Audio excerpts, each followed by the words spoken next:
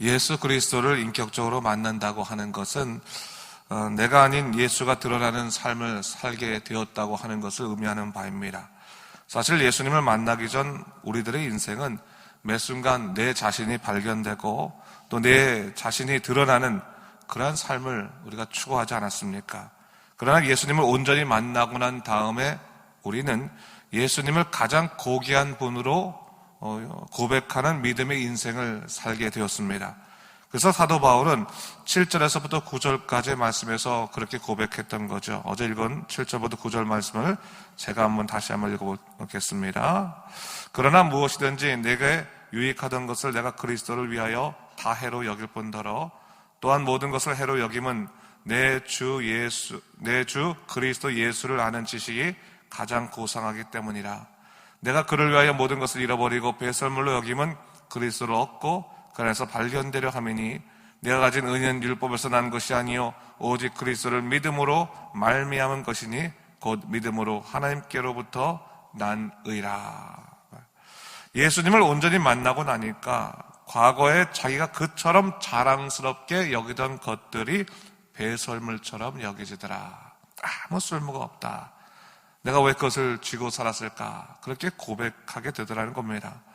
예수님이 우리의 삶의 주인 되시면요, 이처럼 우리의 가치관이 바뀝니다. 우리 인생관이 바뀝니다. 우리의 삶의 모습들이 바뀌어집니다. 우리 인생의 목적이 내가 아닌 하나님이 되십니다. 바울은 바로 그것을 경험한 것입니다.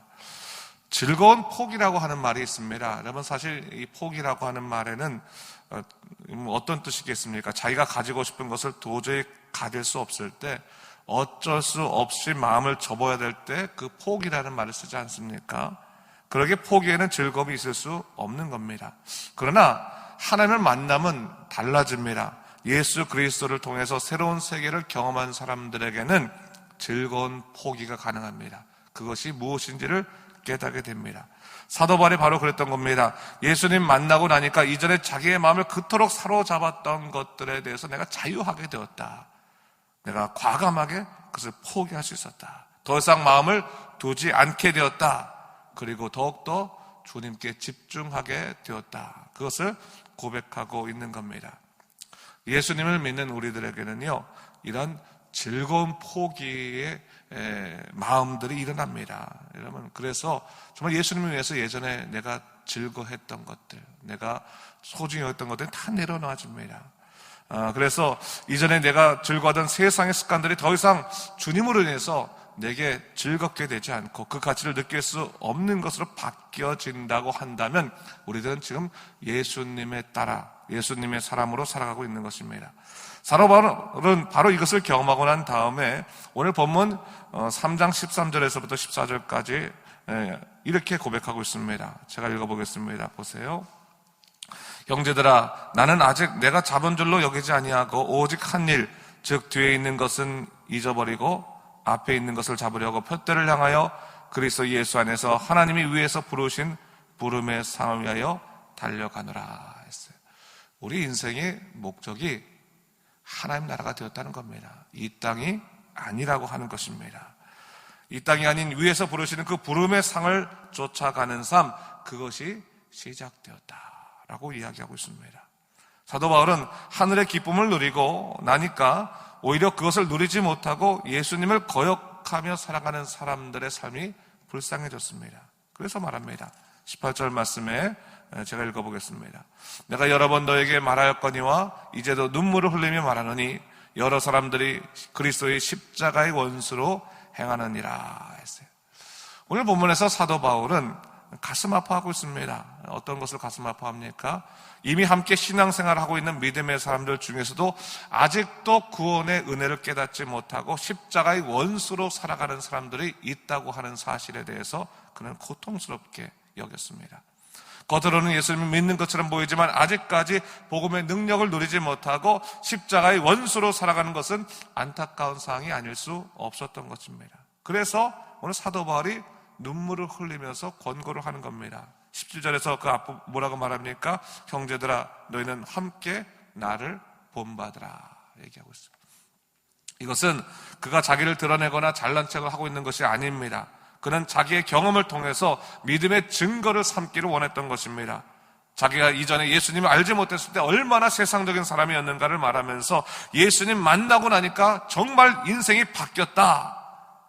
주님만이 나의 구원자 되시고 그분만이 나의 인생의 이유가 되시더라. 사도 바울은 성도들에게 내 자신을 보면서, 바로 나를 보면서 예수님을 발견하라 라고 지금 권고하고 있는 겁니다. 여러분, 우리가요, 이 바울의 이러한 눈물 어린 호소를 귀담아 들을 필요가 있습니다. 제가 일전에 한번 수요 예배 때 얘기했던 건데, 김잔준 목사님이 쓰신 돌이킴이라고 한 책이 있거든요. 그 책의 1장에 보면 주제가 뭐냐면 교회 안에 있는 비회심자들이라고 하는 그 주제가 있습니다. 그건 무엇을 얘기하냐면 그겁니다. 교회 안에 들어왔음에도 불구하고 주님보다 내 자신을 더 사랑하고 신령한 것들보다 세상을 더 사랑하며 그 마음에 하나님을 두지 아니하고 자신의 의지를 주님의 뜻에 굴복하지 않는 무신론자처럼 살아가는 교회 안에 있는 비회심자들에 대해서 얘기하고 있는 겁니다. 여러분, 그게 무서운 겁니다. 그게. 오늘 바울도 교회 안에 있는 비회심자들에 대해서 말을 하고 있습니다. 19절에 함께 읽어보도록 하겠습니다. 19절은 다 읽습니다. 시작. 그들의 마침은 멸망이요 그들의 신은 배요 그 영광은 그들의 부끄러움에 있고 땅의 일을 생각하는 자라 했습니다. 바울은 세 가지 차원에서 영적인 문제를 지적하고 있습니다. 첫 번째로 저희의 신은 배다 이렇게 얘기하고 있습니다. 한마디로 자신들의 배를 채우는 일이 주님보다 우선적인 사람들이 있다라고 하는 것을 얘기하는 겁니다. 여기서 배는 단순히 먹을 것만을 의미하지는 않습니다. 좀 더 넓은 의미로 본다면 자기의 만족이라고 보면 더 맞습니다. 자기의 만족을 추구하는 사람들은 신앙의 깊은 세계로 들어올 수 없습니다. 그리스도의 능력을 체험할 수 없습니다. 그들의 신이 배가 되었다고 하는 것, 자기를 채우고 자기 욕망을 추구하는 삶 가운데서는 주님을 만나기 힘들다라고 하는 것을 얘기하는 거죠.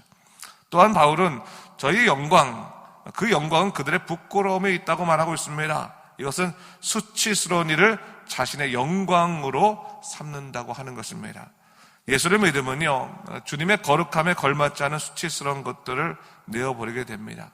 죄된 것들 혹은 특별히 사람들의 눈에 죄로 보이지 않는다 할지라도 주님의 거룩함 안에 들어올 수 없는 것들에 대해서 단호해지는 겁니다.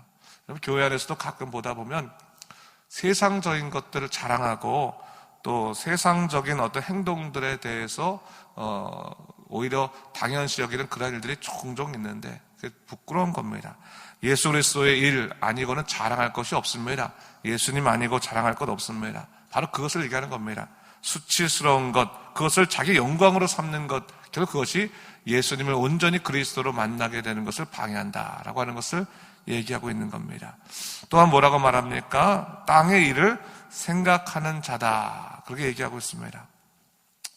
하늘에 속한 사람들은요, 땅의 일에 너무 크게 매이지 않게 되는 거죠. 물론 땅의 일도 우리의 삶의 일부이기 때문에 열심히 살아가야 됩니다. 그러나 땅의 일에만 매이는 것은 바람직한 삶이 아닙니다. 우리가 매 순간 하나님의 말씀을 묵상하지 아니하면, 또 하나님의 일을 묵상하지 아니하면 세상 일에 빠져들 수밖에 없습니다. 예배 중에서도 온갖 세상 일로 우리 머리가 복잡하게 되는 것입니다. 사도 바울은 바로 그러한 영적인 안타까움 속에서 얘기하고 있는 겁니다. 더 이상 땅의 사람으로 만족하지 말고 하늘의 일을 좀 더 사모하며 살아가자. 땅의 일에 좀 더 여유로워지면 안 되겠느냐라고 하는 것을 얘기하고 있는 것이죠. 그러면서 본문 20절과 21절 말씀에 이렇게 얘기하고 있는데, 이 말씀도 우리가 함께 더불어 읽어보도록 하겠습니다. 시작. 그러나 우리의 시민권은 하늘에 있는 자라 거기로부터 구원하는 자 곧 주 예수 그리스도를 기다리노니 그는 만물을 자기의 복종하게 하실 수 있는 자의 역사로 우리의 낮은 몸을 자기 영광의 몸의 형체와 같이 변하게 하시리라. 사도 바울은 눈물을 흘리면서 외치고 있는 거죠. 우리는 어디에 속해 있다고 하는 겁니까? 하늘에 속해 있다. 시민권이 하늘에 있다라고 말하는 겁니다. 그리고 그곳에는 우리의 구원자 예수님이 우리를 기다리고 계시다라고 한 사실을 잊지 말자고 하는 것입니다. 오직 예수 그리스도만이 우리의 이 썩어질 몸에서부터 구원하실 분이라고 하는 것을 외치고 있는 것입니다. 구원의 문제가 결국 생사의 문제죠. 우리가 안락하기 위해서 신앙생활하는 거 아닙니다. 세상에서 위로받지 못한 외로운 인생이기 때문에 외로움 해결하기 위해서 교회 다니는 것 아닙니다. 답답한 마음을 해결하는 것이 목적이라면 교회 말고도 세상에 얼마든지 그런 곳은 많이 있습니다. 우리가 교회를 다니는 이유, 우리가 예수님 믿는 이유는 명확한 거죠. 구원입니다. 구원을 통해서 우리가 하나님 나라 백성 되는 것이 우리 인생의 목적이자 이유인 것입니다. 그러기 위해서는 여러분, 우리가 매 순간 십자가 앞에 바로 서서 믿음 안에 살 수 있어야 되는 겁니다. 주님만이 나의 전부 되심을 고백하고, 혹시나 십자가 곁에서 맴맴 도는 사람이 있다면 그들에게 한 발짝 나가서 손을 붙잡고 예수 그리스도께 인도해 줄 수 있는 그런 사명의 삶도 더불어 살아가야 하는 것입니다. 다시 한번, 항상 그리스도의 복음을 전파하는, 복음 가운데 살아가는, 또 복음 안에서 연합되는 믿음의 삶을 살아가기를 주님의 이름으로 축원합니다. 기도하겠습니다. 주 하나님 아버지 감사합니다. 이 아침에 우리를 주의 전으로 부르셔서 빌립보서의 말씀을 통해서 다시 한번 우리의 삶을 돌아보게 하시니 참으로 감사합니다. 예수를 믿는다 하면서도 세상에 빠져 살아가는 사람들이 아직도 많이 있습니다. 주여, 예수님을 정말로 인격적으로 만나게 하여 주시고 세상을 추구하고 자기를 추구하는 것이 아니라 오직 하나님 나라를 추구하는 믿음의 백성으로 살아가도록 인도하여 주시옵소서. 감사드리며 이 모든 말씀 예수님 이름으로 기도드립니다. 아멘.